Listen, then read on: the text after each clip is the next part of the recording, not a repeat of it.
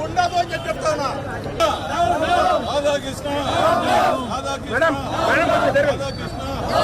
Radhakrishna ABN Radhakrishna ABN Radhakrishna ABN Radhakrishna ABN Radhakrishna ABN Radhakrishna ABN Radhakrishna ABN Radhakrishna జై జగన్ జై జగన్ జై Jagan down Radhakrishna down Radhakrishna down Radhakrishna down Radhakrishna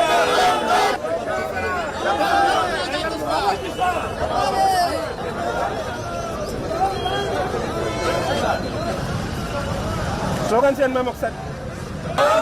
ABN Radhakrishna ABN Radhakrishna నౌకర్ Radhakrishna నౌకర్ Radhakrishna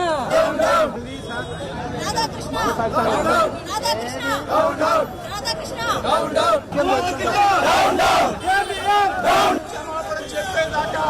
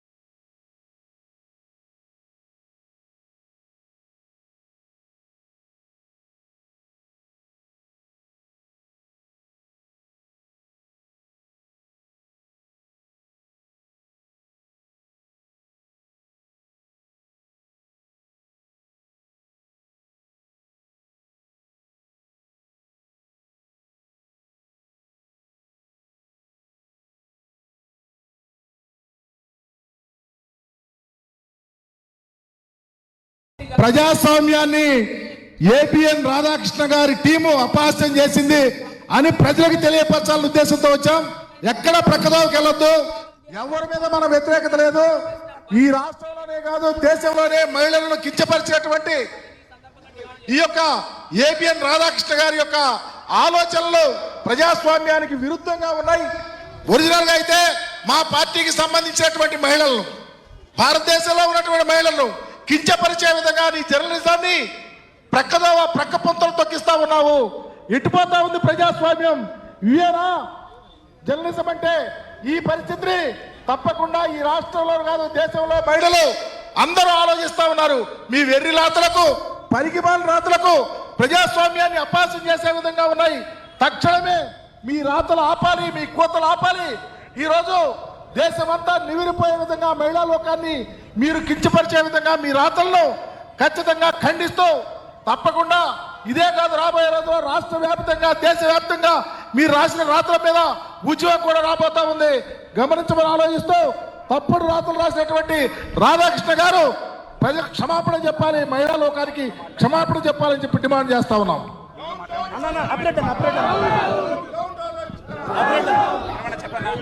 ఏదైతే సభ్య సమాజం చిక్కుపడేలా యావత్ దేశ ప్రజానికం మహిళలు, ముఖ్యంగా మహిళలకు సిగ్గుపడే విధంగా ఏదైతే ఏబిఎన్ రాధాకృష్ణ గారు వ్యాఖ్యలు చేశారో వెంటనే బేసరతగా దేశ మహిళా లోకానికి క్షమాపణ చెప్పాల్సిన ఆవశ్యకత ఉంది. అంతేకాదు ఈరోజు ఏబిఎన్ రాధాకృష్ణ గారు బహిరంగ తన పత్రిక ద్వారా క్షమాపణ చెప్పి మహిళలకి కేవలం ఆయన బహిరంగ క్షమాపణ చెప్పాలని వైఎస్ఆర్ కాంగ్రెస్ పార్టీ డిమాండ్ చేస్తుంది. కేవలం వైఎస్ఆర్ కాంగ్రెస్ పార్టీ మహిళనే కాదు, దేశ ప్రజానికాన్ని, దేశ మహిళల్ని ఏబిఎన్ రాధాకృష్ణ గారు చేసిన వ్యాఖ్యలు తీవ్రంగా బాధించాయని తెలియజేసుకుంటూ జర్నలిజం పట్ల ఏమాత్రం విశ్వాసం ఉన్నా వెంటనే బహిరంగ క్షమాపణ చెప్పి మీ వ్యాఖ్యలు వెనక్కి తీసుకోవాలి. అప్పటిదాకా ఈ ఉద్యమం ఆగదని తెలియజేసుకుంటున్నాను.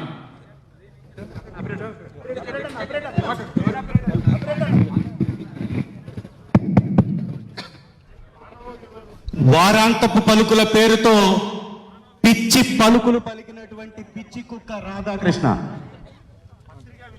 ఒక మనిషి జన్మ ఎత్తి వేరే వాళ్ళకి ఊడిగం చేస్తూ రాజకీయ వ్యభిచారిగా మారి తన రాజకీయ అవసరం కోసం తను పనిచేస్తున్నటువంటి యజమాని తెలుగుదేశం అధ్యక్షుడు చంద్రబాబు కోసం వైఎస్ఆర్ కాంగ్రెస్ పార్టీ నాయకుల్ని, పార్టీని పదే పదే కించపరుస్తూ రోజు ప్రచురించేటటువంటి వార్తలు కాక మళ్ళీ వారాంతపు పలుకుల పేరుతో గజ్జి పట్టినటువంటి ఈ పిచ్చి కుక్క మా మహిళలని, మా భార్యలని కించపరుస్తూ తను చేసిన వ్యాఖ్యల్ని వెంటనే వెనక్కి తీసుకోవాలా.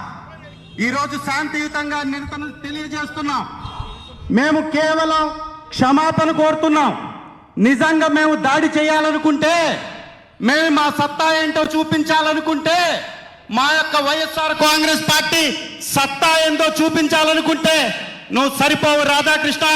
పక్క రాష్ట్రంలో తలదాచుకొని పక్క రాష్ట్రంలో ఉన్నటువంటి పార్టీలతో జత కట్టి వైఎస్ఆర్ కాంగ్రెస్ పార్టీ మీద ఎంతంటే అంత మాట్లాడుతున్నావు. తస్మత్ జాగ్రత్త. నువ్వు మాట్లాడినటువంటి నీ నాలుకతోటి మళ్ళీ నువ్వు సమాధానం చెప్పాలి. పైన నుంచి చూస్తున్నటువంటి వారు కూడా మీ యజమానికి చెప్పండి, ఇది కేవలం వార్నింగ్, ఇది కేవలం సూచన, ఇది సూచన. ఇంకా ఉధృతమైనటువంటి హెచ్చరిక కావాలనుకుంటే, మీకు ఫలితం కావాలనుకుంటే మీరు ఆగండి, లేదా క్షమాపణ చెప్పండి. మీలాగా పక్క పార్టీ కొమ్ముగాయం. మాకున్నది ఒకే జెండా, ఒకే అజెండా.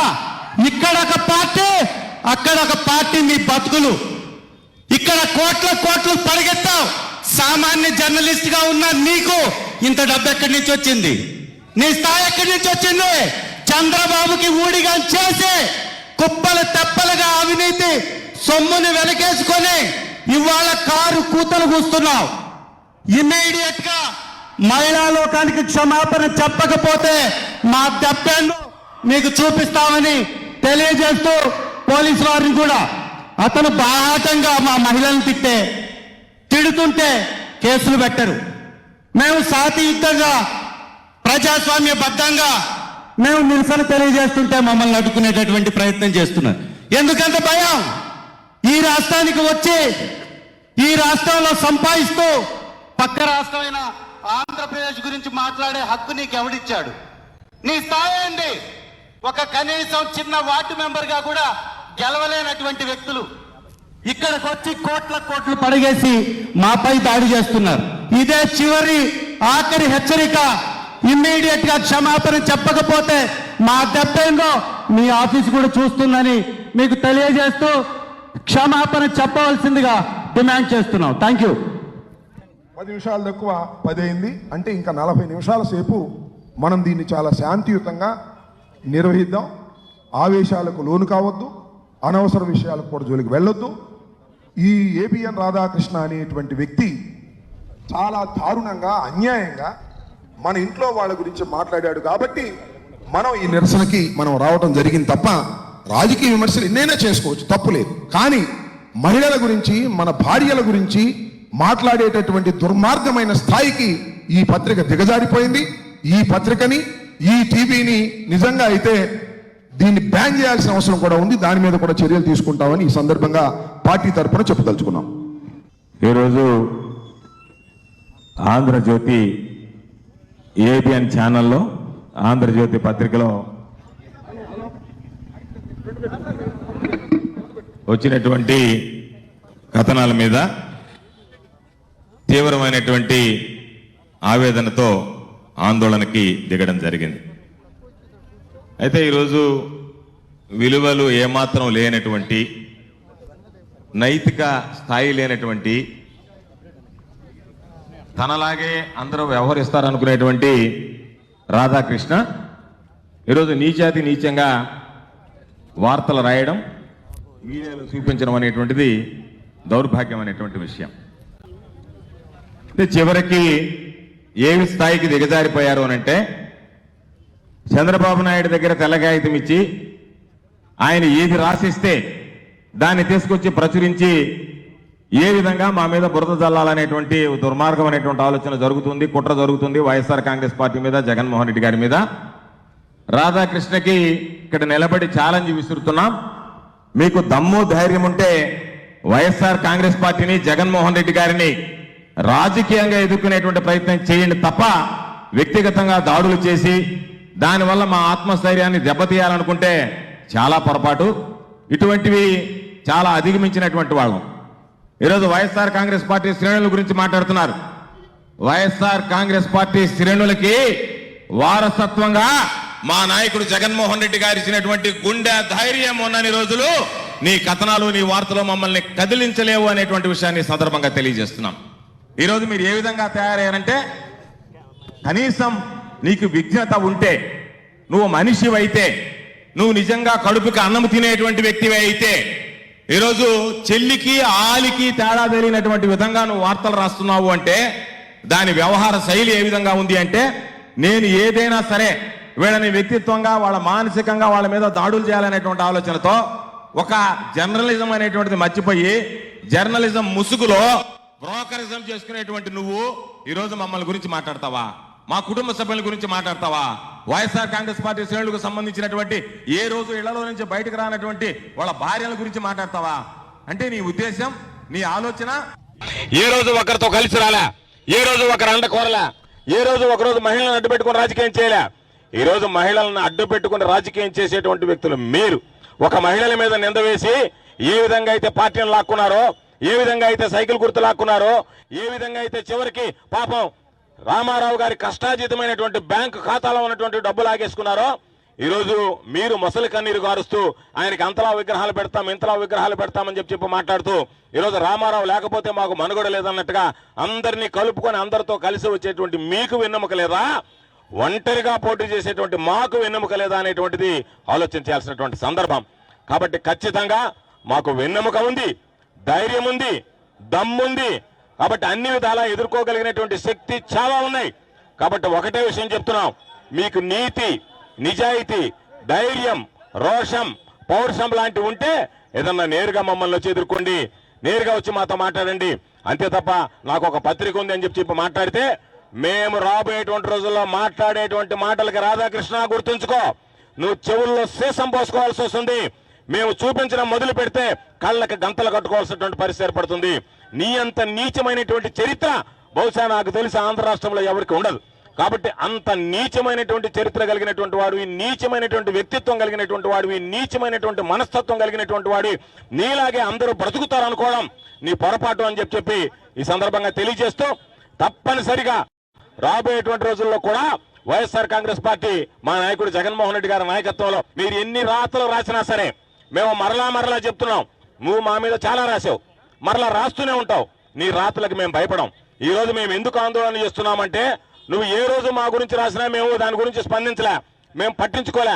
నీది టాయిలెట్ పేపర్ గా భావించాం తప్ప అది ఒక నీతి కలిగినటువంటి పేపరు, జర్నలిజం ఉన్నటువంటి పేపర్ అనేటువంటిది ఏ రోజు ఆలోచించలేవు. నువ్వు బ్రోకర్ గానే చూసాం, బ్రోకరిజంగానే నీ పేపర్ నడిపావు నువ్వు. కాబట్టి ఈ రోజు మా కుటుంబాలకు సంబంధించి హీనాతిహీనంగా నువ్వు మాట్లాడావు. కాబట్టి ఎవరైనా నీ ఇంట్లో ఉండేటువంటి మీ చెల్లెలు, మీ కూతురులకు సంబంధించో, లేదా నువ్వు ఎక్కడైనా ఒక మహిళ దగ్గరికి వెళ్ళో, లేదా నీకున్నటువంటి ప్రెస్ ఫారంలోనో ఏమయ్యా ఇది రాశాను, దీనికి సంబంధించి మీ స్పందన ఏంటంటే నీ ముఖాన్ని ఉమ్మేస్తారు లేదో ఒక్కసారి ఆలోచన చేసుకో.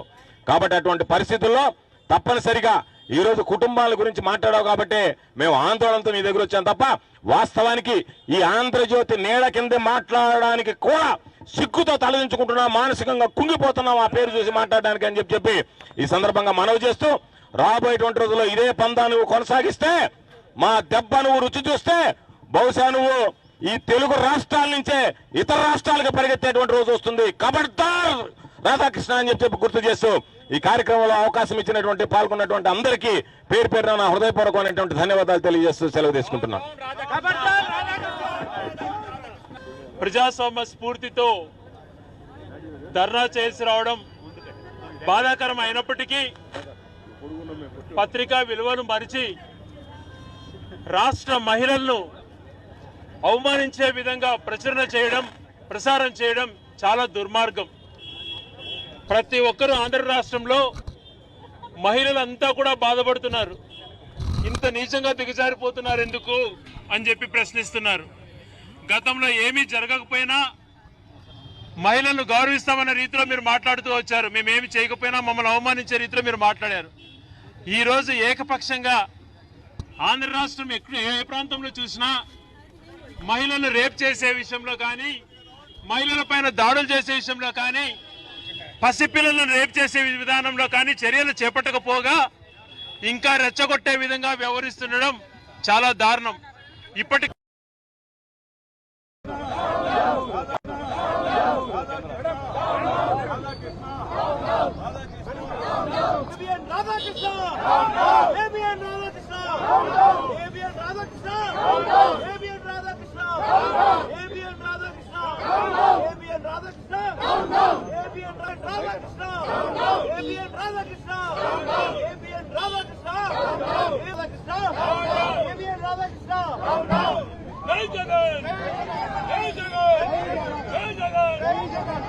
రాధాకృష్ణ